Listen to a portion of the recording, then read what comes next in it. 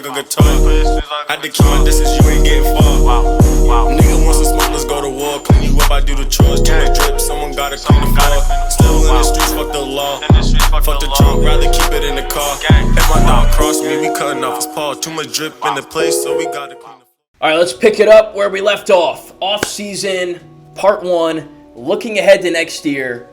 If you missed the last episode, go check it out. I know it was mostly about last year's team and finishing that season up, but big announcement at the end of it. Mike Butler, our redshirt junior quarterback this year, who was the heir apparent to Earl Edwards, who's now gone, will be the starting quarterback next year. He wanted to go pro. He was projected a round 5 pick, but we convinced him to come back. How did we do it? We guaranteed a national championship. Because as I said, we're putting all the chips in the middle of the table, and next year, 2031, is the year for Georgia Tech to be the national championship team. So that's what we're looking forward to next season. We're going to pick it up today with transfer requests, recruiting, just finishing up, finalizing the roster, position switches, all that kind of stuff, looking ahead to next season. So without any more further ado, like and subscribe.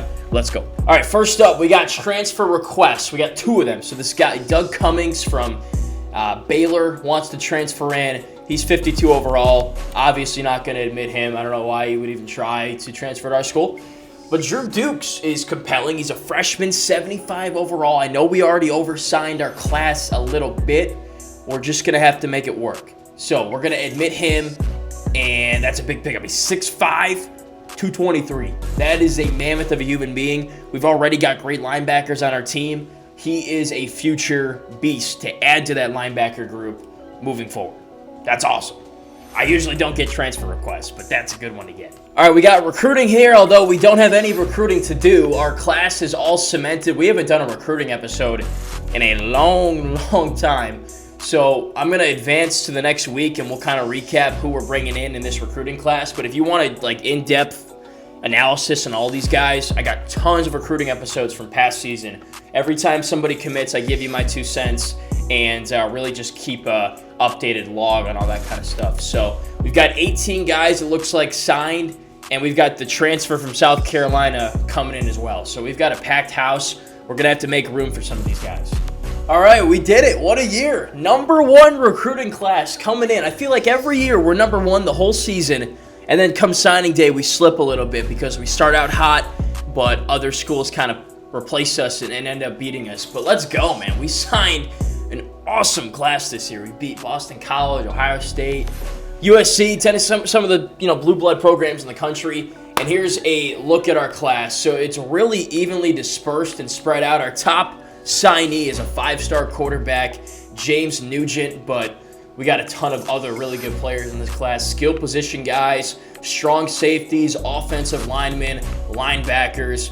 Let's go do a quick run through on who we ended up getting, and we'll move on from there. So as I mentioned, a quarterback is James Nugent. He is going to be a beast whenever he is given the opportunity to go and play. 5-star, number 2 quarterback in the cycle. Everybody wanted him, but we got him. In-state guy. He's next up. No running backs. We're really stacked at running back, so we didn't need him. We got another fullback, Corey Russell. We got one leaving, so we had to bring one in. We'll help in the run game, all that kind of good stuff. Receiver, we got 1 true receiver. We got a couple athletes. I think 1 or 2 of them will play receiver for us. 6'0", 192. Very balanced. He's got good speed, good length. So give him time. Maybe even this year he might crack the lineup because we have to replace, I think, 3 wide receivers from our depth chart. So he might even sneak up in there. Wide receiver is pretty stacked on our team already, though. Offensive line, just replenish and replace 2 more great tackles. George Cook, 6'5", 289, 4-star. Jeremy Henry, 6'6", 307. I don't know where we're getting these guys from, but we're getting them. Just dudes made in a lab. 2 guards, 3-star Stephen Bradley, 6'4", 292. Michael Hughes, 6'2", 309 from Nevada.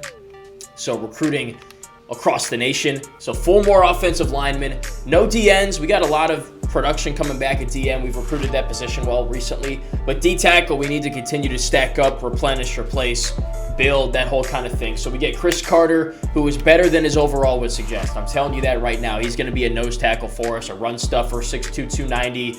Brigham Edmonds, more of a balanced pass rush, run stop kind of guy, 6'5", 266. And then David Alexander is the top guy I think that we got this year. 6'4", 252. I expect him to be very good from a pass rushing standpoint very soon. Linebacker, we got 2 plus the transfer coming in from South Carolina. Corey Bracken, in-state player, 74 overall, so he's better than he originally was slated to be from an overall standpoint. 6'3", 229. Then Brad Jenkins is 6'3", 227. They have pretty much the same numbers, and I don't know why they're differentiated by 8 overall points, but they're not that far apart, in my opinion.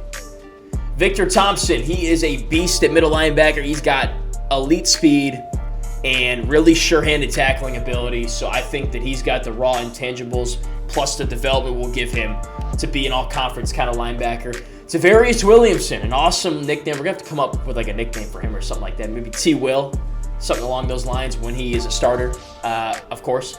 6'1", 195, in-state player, good length, good speed. A lot of stuff to like with him there.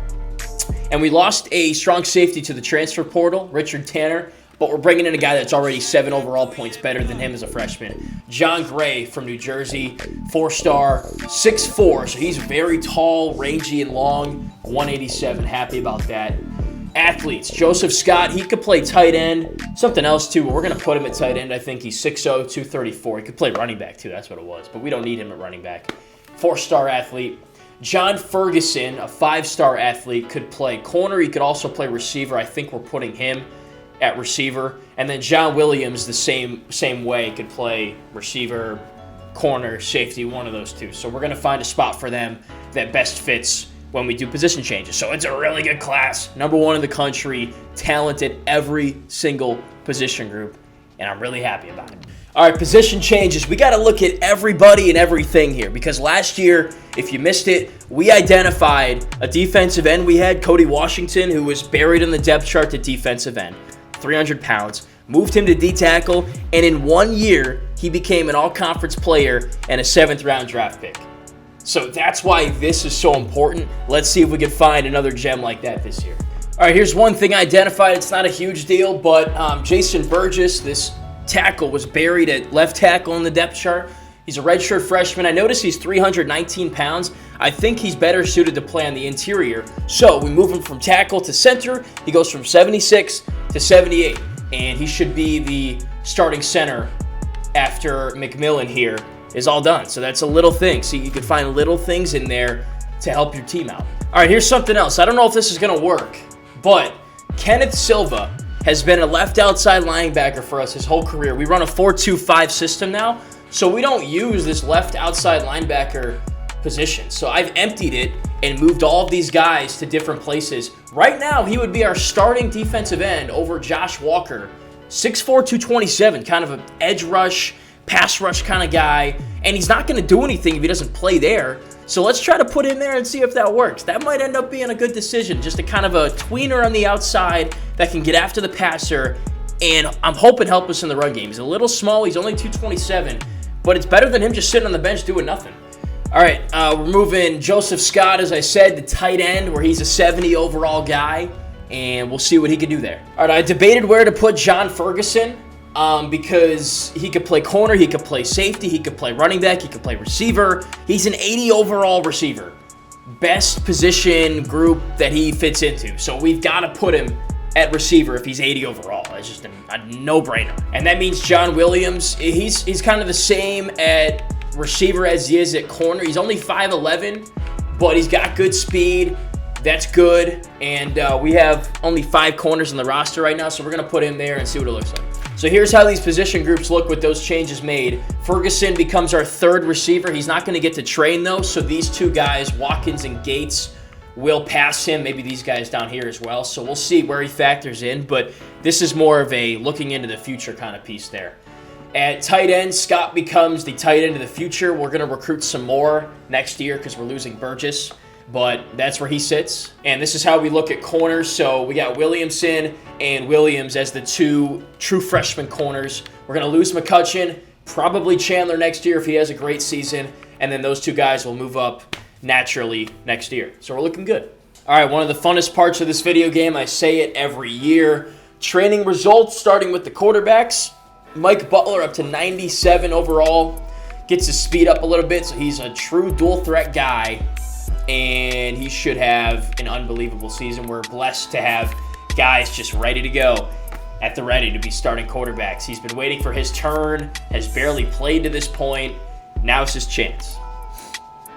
At running back, so we had some battles here, and Hawkins almost overtook his classmate Little for that second spot. Just falls a little bit short, but we're going to try to get both of these guys, Hawkins and Little, on the field. Right now, David Cooper is your starting running back going into next year, the former 5-star recruit. But look at all the speed guys we got behind him. We've got different kinds of running backs for any kind of a situation. At receiver, everybody's in the 80 overalls to start the season. Would have liked to see Harrell boost his speed a little bit more, but he's got elite acceleration ability. Alex Williams boosts his speed numbers, so we're looking good there. Gates is more of that possession guy. We're going to move him out of the slot position. And then Watkins, Bryant Woods. We've got a lot of really good receivers just on the come up, so stay tuned. Tight ends looking great. Lynch at 89 overall, Burgess at 84, so we should have legitimate weapons on both sides of the offensive line there. Speaking of that offensive line, here we go. So 88 left tackle, 89 left guard, 89 center, 92 right guard, 86 right tackle. So everybody's better than 86 overall. Should be a scary and very good unit. Defensive line, I moved Silva from linebacker to D-end. He adds 2 pounds, and he's up to 90 overall. I'm so excited to see what he can do at that position. Maybe that was, again, an awesome move for our team. Josh Walker, 86 overall, is a sophomore. Should see more PT this year. If anything, he's going to be 90 overall heading into his junior season. On the other side, McCoy and Pruitt, the top 2. McCoy, another guy who is waiting for that breakout year. Now is his chance to have that breakout year. Defensive tackle, this is just beautiful. 88, 87, some of the best defensive tackles we've had from an overall standpoint on the roster. And then Watson and Ball not too far behind at high 70, low 80. So that's a group that we've really tried to bring along quickly. We got to continue to do that. Middle linebacker, Garrett Hall, coming off a, second team All-American season, is up to 82 overall, much lower than he should be, but still good for him. At the other outside linebacker spot, Wayne Rogers at 82 overall is a sophomore coming off a freshman All-American season. Dukes, the guy from South Carolina, is up to 79, and then Elliot Garcia is at 80, so we've got some real depth there. At corner, all right, 290 overall corners, Chandler and McCutcheon, 5'10", 6'0", great speed, and that should really help us on the outside. At free safety, Tom Porter is a 93 overall as a junior. He's going to be 99 overall by the time he dips on out of here. 97 speed, 90 excel. Carl Taylor next up. Lorenzo Jackson up to 86 overall, and he should have an even better season than he did last year. Another All-American season for a guy right there. So overall, we're very talented. We have, 1, 2, 3, 4, 5, 6, 7, 8, 9, I believe, 90-plus overall players at different positions on both sides of the ball.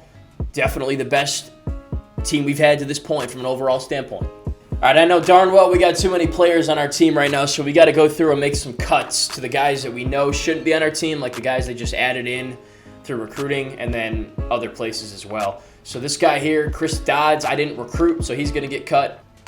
Kevin Cook, another guy I didn't recruit. I don't even know who this guy is. Dan Inman? Who is that?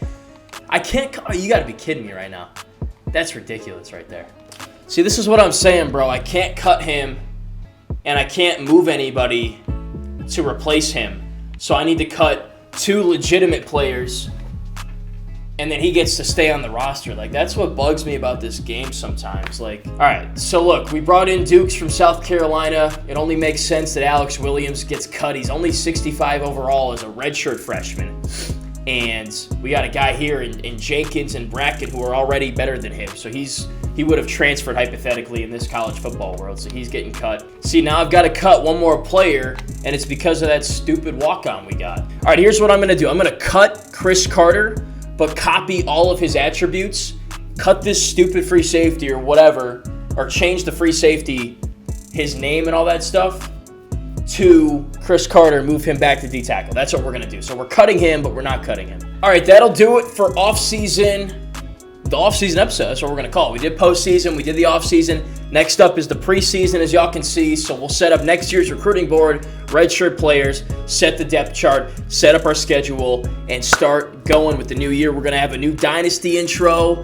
Check out Plays of the Season, just kind of wrapping up last year one more time. All the content from last year. It was an awesome season. We won the SEC, but all the chips are in the middle of the table like we're at a casino. Next year, this year, 2031, we are going for that national championship. It all starts next episode in the preseason, so check back for that. Be sure to like and subscribe. Appreciate y'all watching. We'll catch you in the next episode. Let's have another great season, baby. Woo!